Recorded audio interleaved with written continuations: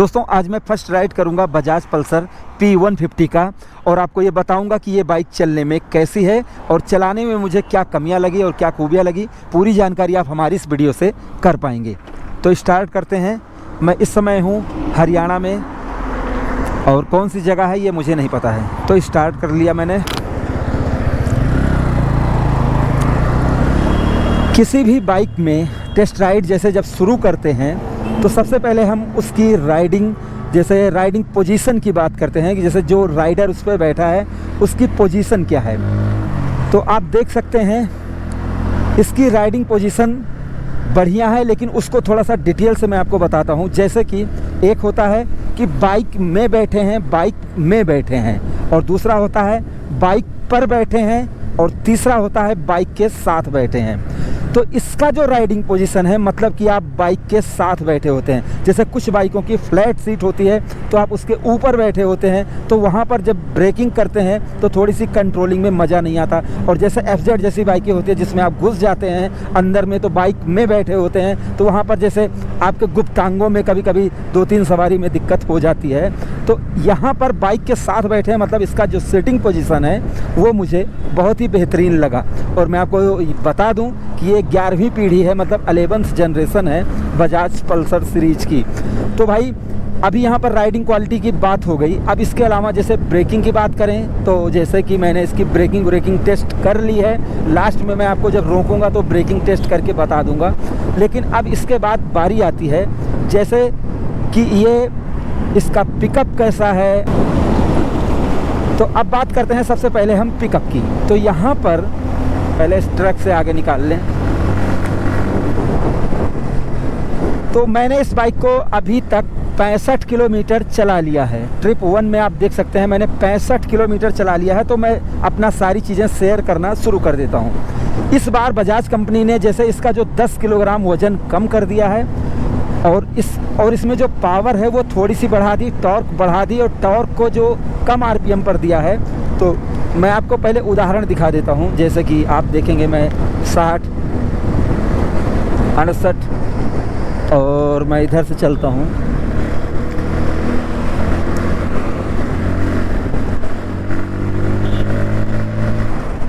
ये 70।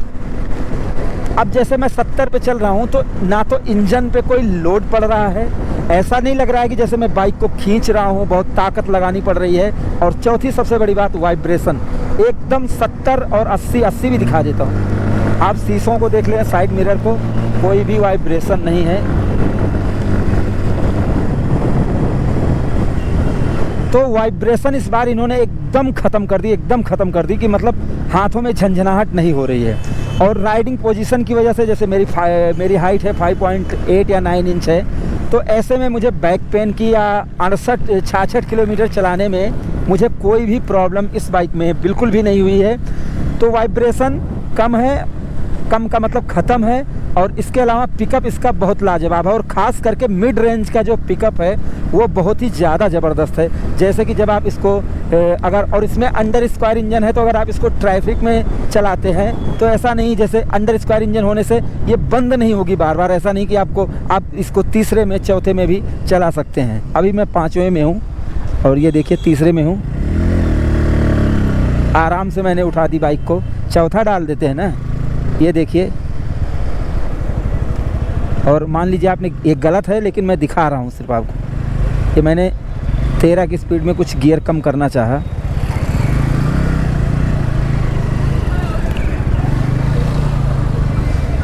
मुझे अपनी कैब को भी देखना पड़ेगा भाई ना, मेरे साथ कैब चल रही है।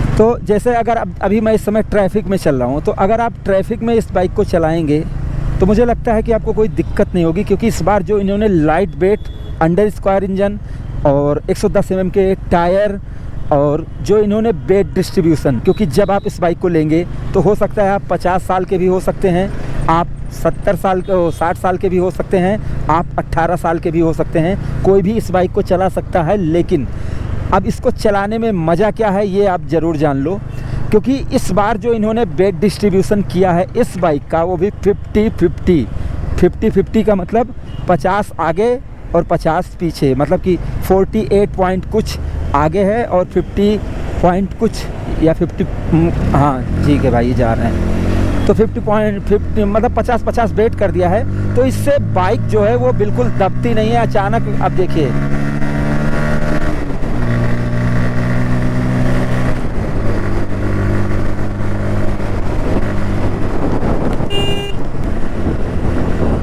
हाँ, तो भाई वेट डिस्ट्रीब्यूशन में इन्होंने और उसके साथ साथ इन्होंने अंडर व्हील एग्जॉस्ट सिस्टम दे दिया। तो उससे क्या हुआ, जैसे अब देखिए ये भी, इसमें भी अंडर व्हील एग्जॉस्ट है, तो जैसे उसकी वजह से जो एरोडायनेमिक शेप बना और वेट डिस्ट्रीब्यूशन सही कर दिया, तो बाइक एकदम हवा से बातें कर रही है।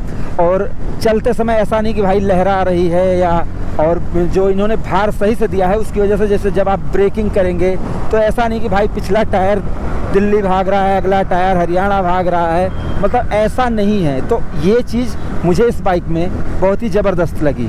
इसके साथ साथ इन्होंने जो इसमें टेलीस्कोपिक सस्पेंशन और मोनो सस्पेंशन दिया है, इससे आपकी जो राइडिंग क्वालिटी है वो 100% इम्प्रूव हो जाएगी। और राइडिंग क्वालिटी में जैसे ये देखिए, मैं ख़राब रास्तों में चला रहा हूँ तो इसका जो मोनो सस्पेंशन है वो पहले से ही हार्ड नहीं लग रहा है। नॉर्मली मैं बाइक को चलाता हूँ तो वहाँ पर मुझे हार्ड लगता है, लेकिन यहाँ पर इसमें हार्ड नहीं लग रहा है। चूँकि ये बाइक लगभग देख लेता हूँ मैं 120 किलोमीटर चल चुकी है, 121 किलोमीटर ये बाइक टोटल चल चुकी है। तो इसका जो सस्पेंशन है वो थोड़ा सही काम करने लगा, क्योंकि नई नई बाइकों पे थोड़ा सा टाइट होता है। और ख़ास करके मुझे इस बाइक की जो सबसे ज़्यादा पसंदीदा बात समझ में आई है वो ये है कि 60 से 70 की स्पीड में इस बाइक का जो चलना है, उस समय पर इसका जो पिकअप है मिड रेंज का, और जो मतलब कि हल्कापन, मतलब ऐसा लगता ही नहीं है कि आप 70 पे चल रहे हो, बिल्कुल भी नहीं लगता है कि आप खींच रहे हो। तो इस बाइक की भाई पिकअप से, इंजन साउंड से, इन सारी चीज़ों से मैं खुश हूँ, मुझे कोई दिक्कत नहीं लग रही है। तो दोस्तों अब हम इसकी कुछ कमियों और खूबियों की भी बात कर लेते हैं चलते चलते, और लास्ट में समरी बताना चाहूँगा कि क्या इस टेस्ट राइड का रिज़ल्ट निकला। तो यहाँ पर पिकअप बहुत बढ़िया है, वेट डिस्ट्रीब्यूशन बहुत बढ़िया, जिसकी वजह से अगर आप कट मारते हैं और मतलब थोड़ा सा लीन एंगल या मतलब कैसे भी करके रफ़ राइडिंग करते हैं तो आपको दिक्कत नहीं होने वाली है। और अगर आप जैसे शांति प्रिय हैं, अगर आप प्रोफेशनल हैं, ऑफिस वाले हैं, जिनको 60 से 70-80 चलाना पसंद है, ऐसे में आप अपनी बाइक, तो ऐसे में ये बाइक आपको ज़्यादा मज़ा देगी, औरों से ज़्यादा मज़ा देगी, क्योंकि 70 की स्पीड में ये, इसमें ऐसा बिल्कुल भी नहीं लगता कि ये बाइक खींच रही है या फिर इधर उधर भाग रही है। अगर खूबियों की बात करें तो 1,40,000 के आसपास अगर इस बाइक की प्राइस है ड्यूल डिस्क के साथ, जिसमें आपको प्रोजेक्टर हेडलैम्प, जब आप रात में चलाएंगे तो उस प्रोजेक्टर हेडलैम्प की वजह से जो इसकी रोशनी है वो आपको बेहतर मिलेगी। और मतलब single channel ABS with RLP plate के साथ, तो ब्रेकिंग बढ़िया है। सस्पेंशन में पहले से ज़्यादा ट्रैवल गैप है, जैसे आगे 135 पीछे 130 mm ट्रैवल गैप है, तो सस्पेंशन आपको बेस्ट मिल रहा है, बेस्ट इन क्लास मिल रहा है। और साथ में अगर लुक की बात करें तो लुक में गाड़ी एकदम झकास है, अगर आप व्यक्तिगत इसको देखेंगे तो आपको अच्छी लगेगी। कई कलर इसमें आपको मिल जाते हैं, जैसे ब्लू, रेड और ब्लैक रेड, ब्लैक वाइट, ये सारी चीज़ें इसमें आपको मिल जाती हैं।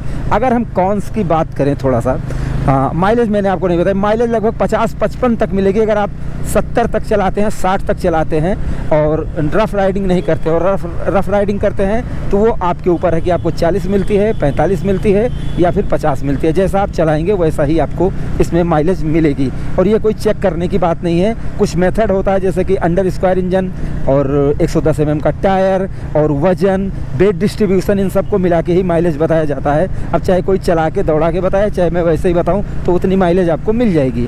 कॉन्स की बात करें तो जैसे इसका जो साइलेंसर है, मान लीजिए अगर आप ट्रैफिक में चल रहे हैं, आवाज़ इसकी बहुत सॉलिड है, रोर पैदा करती है, मज़ा आता है सुनने में, सब कुछ सही है। लेकिन जब मैं दाहिना पैर रखता हूँ तो जैसे कि मान लीजिए आप बायां पैर रखेंगे, इस सिटी में बायां पैर नीचे रख देंगे, कहीं ट्रैफिक है तो कोई दिक्कत नहीं है, लेकिन जब दाहिना पैर रखेंगे तो हल्का हल्का वो साइलेंसर की हवा उसमें लगती है। तो साइलेंसर की हवा से क्या होगा कि ठंडी में थोड़ा सा मज़ा आ जाएगा। लेकिन बहुत पीछे जब आप रखेंगे तब मैं बात कर रहा हूँ, नॉर्मली वो साइलेंसर बहुत ज़्यादा पीछे है, आपको कोई दिक्कत नहीं होगा। लेकिन एक बात मैं बता रहा हूँ कि जैसे उसकी साइलेंसर की हवा लगती है और वो आग तो फेंकती नहीं है, तो इसलिए कोई दिक्कत नहीं, लेकिन जो लगता है वो मैंने आपको बताया। बाकी अगर ड्यूल हॉर्न होता तो जो और ज़्यादा मज़ा आता। और जैसे कि और इसके अंदर मुझे तो भाई कोई कमियां नहीं लगी हैं। अब जब ये बाइक नई है, चलेगी, अगर कोई कमी निकलती है तो वो मैं आप लोगों के साथ शेयर करूंगा। अभी मैं टेस्ट राइड की बात करूं तो भाई मुझे तो एकदम झक्कास लगी। मुझे लगता है कि आपको एक बार टेस्ट राइड लेनी चाहिए। अगर आपको लग रहा हो कि जैसे मैं ज़्यादा कुछ बता रहा हूँ तो आप एक बार टेस्ट राइड लीजिए, 70 की स्पीड में एक बार इस गाड़ी को लेकर जाइए। उसके बाद आपको खुद ही पता चल जाएगा। तो भाई इस टेस्ट राइड को यहीं पर ख़त्म करते हैं और मैं लास्ट में आपको कुछ बता दूं, जैसे कि इस गाड़ी को दिखा दूं और साइलेंसर का साउंड, ये है इसका साउंड। और जैसे साइड स्टैंड लगाया मैंने, गाड़ी बंद हो गई। तो ये बजाज पल्सर की टेस्ट राइड में मुझे ये पल्सर सीरीज़ में सबसे ज़्यादा स्मूथ, सबसे अच्छी वेट डिस्ट्रीब्यूशन के साथ जो राइडिंग क्वालिटी है, वो भी सारी चीज़ें, ब्रेकिंग से लेकर ये सारी चीज़ें मुझे बहुत पसंद आई। आपको चाहिए कि आप एक बार इसकी टेस्ट राइड करें, उसके बाद आप फिर मुझे बताएं कि भाई कैसा है इसका, जैसे चलाने का आपका जो अनुभव है वो कैसा रहा। अगर इसके बारे में कोई सवाल या सुझाव है तो आप कमेंट सेक्शन में ज़रूर बताएं।